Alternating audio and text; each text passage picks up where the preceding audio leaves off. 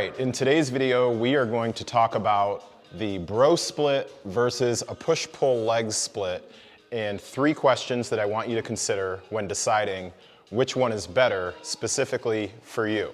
So first, let's start by defining what the bro split is and what a push-pull legs split is. So traditionally, a bro split is where you have 5 different days programmed for each muscle group. You've got chest, then you've got another day for back, another day for legs, another day for shoulders, and then an additional day for arms, which is biceps and triceps. Then you traditionally would take 2 days off. So that could look like Monday, Tuesday, Wednesday, Thursday, Friday, then taking off Saturday and Sunday. For the purposes of this particular video, we are going to define a push-pull legs as 3 primary training days where you're looking at day 1 being chest, shoulders, triceps, day 2 being back and biceps, and then day 3 being glutes, quads, hams, and calves. Yeah, we don't skip calves. Then you would go back and repeat that same cycle for the next following 3 days. Typically, that's all within 1 week. So then day 4 would go back to being chest, shoulders, triceps, day 5, back, biceps, and then day 6, glutes, quads, hams, and calves, taking that 7th day off if we're talking about 1 week time frame. So now let's get into deciding which one is better for you and 3 questions that I want you to ask yourself. The first one, and likely what I believe is the most important one, is what do you actually have time that you can commit for? Or what can you commit to based on your schedule? So if your schedule over the average 7-day period allows for you to be in the gym for 5 days, then this potentially is something that could work for you. You also could potentially do a push-pull leg split that same way.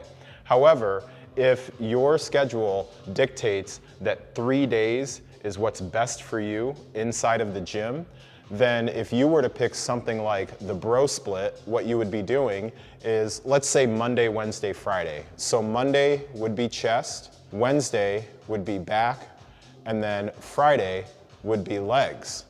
So then, if we're not back in the gym again until next Monday, then we would pick back up with shoulders on Monday and arms on Wednesday. And then when we hit Friday, we'd be back to doing chest on Friday. That is a lot of time in between your first chest day and then your second chest day. So that's something to definitely consider. If you have a 3 to 4 day split that you're typically doing inside of the gym, schedule would not necessarily support doing the bro split, which is really looking at a 5-day schedule as far as your training. Now, if you have 3 days that you're typically training inside of the gym, then the push-pull leg split is definitely something that you could do. So those are just examples if we're starting off with something like 3 days inside of the gym. So that's your first question, what does your schedule dictate? Second question is going to be training intensity, and really that starts to incorporate getting an idea of what type of experience and knowledge you have inside of the gym. If you are someone who is fairly knowledgeable, has a good amount of training experience, so you do understand proper training intensity, then it's very likely that you can maximize the bro split because, again, if we go back to the example, or if we use an example of having 5 days to commit to training, so we're doing Monday, Tuesday, Wednesday, Thursday, and Friday here, then the assumption is if you're doing the bro split, you are training hard enough and with enough intensity towards that one specific muscle group that you would need a full week to recover before hitting that particular body part again. I will tell you, just based on my own experience and working with hundreds of clients over close to a decade now, that most people generally who are not competitors or experienced lifters are not working to the intensity where it dictates needing a full week off before they hit a body part again.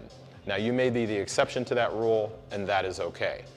Now, if you are looking at something like a push-pull leg split, which again, if we were doing this over the course of a full week where we're doing push, pull, legs, and then right back, picking up push and pull, then regardless of where your experience level and your training intensity is, this is something that most likely will promote giving you the right amount of volume that you need in order to see the results that you're seeking.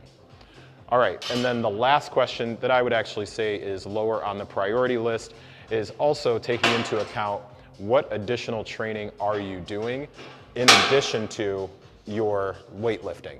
So if you are also training for an endurance event, if you are doing functional training, if you are doing training for a marathon, a 5K, different things like that, if you typically enjoy other styles of training, things that are cardio-based, also think about what the carryover is with those particular styles of training as they relate to the different things that you are doing. Okay, so those are 3 questions that hopefully will help you narrow down answering the question, which one of these approaches is better for you?